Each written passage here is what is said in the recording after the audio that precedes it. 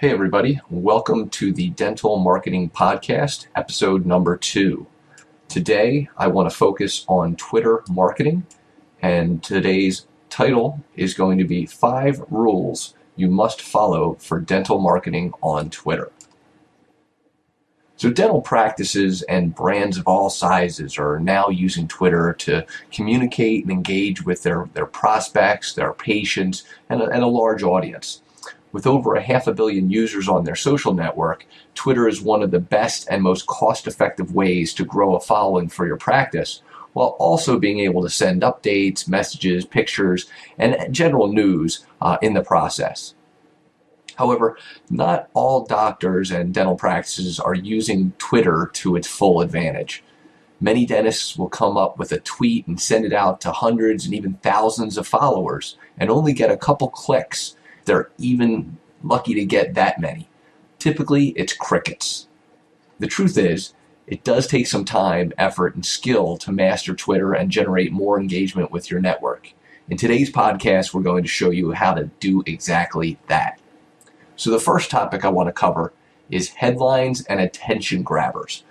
So when you're tweeting, one of the most effective ways to grab attention is through what you are actually planning on saying in the tweet, but making it more interesting. So the difference between posting, check out this patient's new smile, and her family will never forget how this smile changed her life, is the difference between getting clicks and not getting clicks.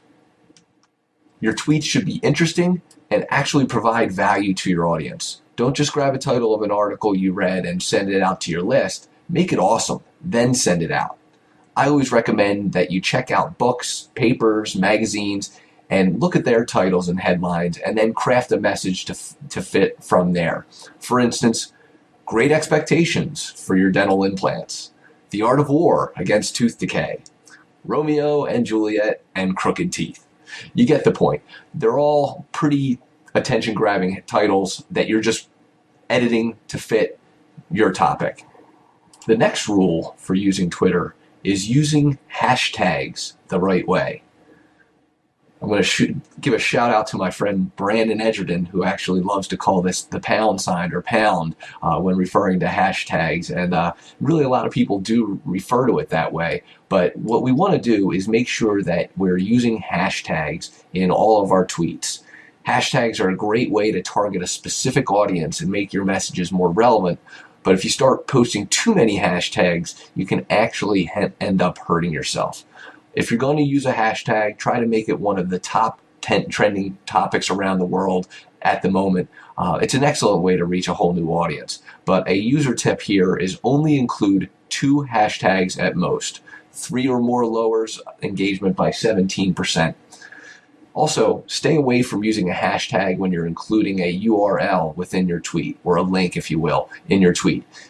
The people reading your tweets are going to have to make a decision to click the hashtag or your link, and obviously you want them to click on your link if you're including it there. The next rule for effective Twitter marketing for a dental practice is to ask questions to your audience and engage them with them. The best way to get someone to do something is, of course, ask. Ask them a question.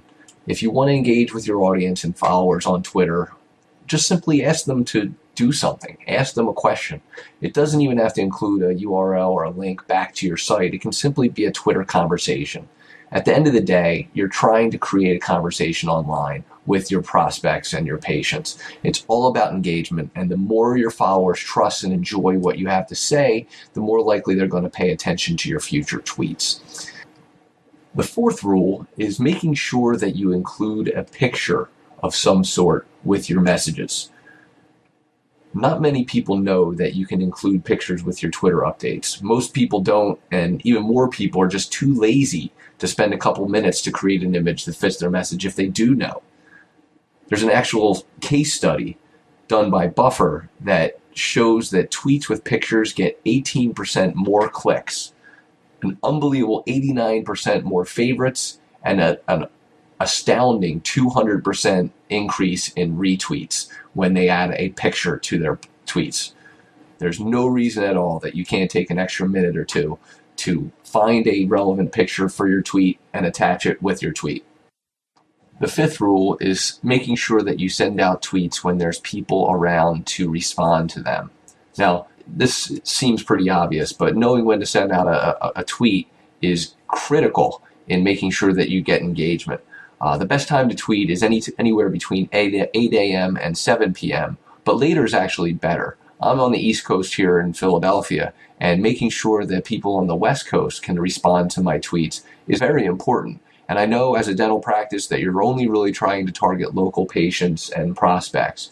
But at the end of the day, the more people that can potentially engage with your tweets, the bigger audience you have, the more authority and credibility that you can actually create. And let's be honest, if your dental practice has 5,000 legitimate followers, it's a lot more impressive than having 5 followers on Twitter. So keep this in mind when you're setting up your tweets. There's been plenty of case studies out there to show that it's better to send out your tweets later in the day. Typically, anywhere between 8 a.m. and 7 p.m. is the rule, but consider your audience that might not be available to engage you and your social media messages. Now that you know the 5 rules to be more effective with your Twitter messaging for a dental practice, I'm going to give you a couple extra tips that will maybe shock you, or maybe you'll already know these, but make sure that you do them when you're sending out your tweets on Twitter. Tweets with links receive 86% more retweets. Tweets with pictures receive 2 times more retweets. Tweets with hashtags receive 2 times more engagement than tweets without them. But make sure you just stop at 2 hashtags, because anything beyond that will actually reduce engagement. Asking for a retweet yields a 12 times higher retweet rate. Now, just let's be clear about that. Asking for a retweet is critical, but make sure you use the word retweet, not a RT. Using the abbreviation for retweet, RT, actually gets 23 times less retweets than those that spell it out. And finally, be short. Tweets with less than 100 characters get retweeted more often. To summarize the 5 rules that you must follow for dental marketing on Twitter: number 1, make sure you have attention grabbers and utilize headlines in your messages. Number 2, use hashtags the right way. Number 3, engage your audience and ask them something. Number 4, include a picture of some sort with all your messages. And number 5, make sure that you're sending out your tweets when people are around to get them. Well, I hope you enjoyed this podcast and this episode, the second episode of the Dental Marketing Podcast. I intend to make it a little bit more exciting as we go along, with a little bit more interviews and some case studies and the like. But I just wanted to get out some important messages that I thought were appropriate to start with. And again, I thank you for the time that you've invested with me, and I look forward to sharing more successful ideas on how to market your practice more effectively online. Have a great day.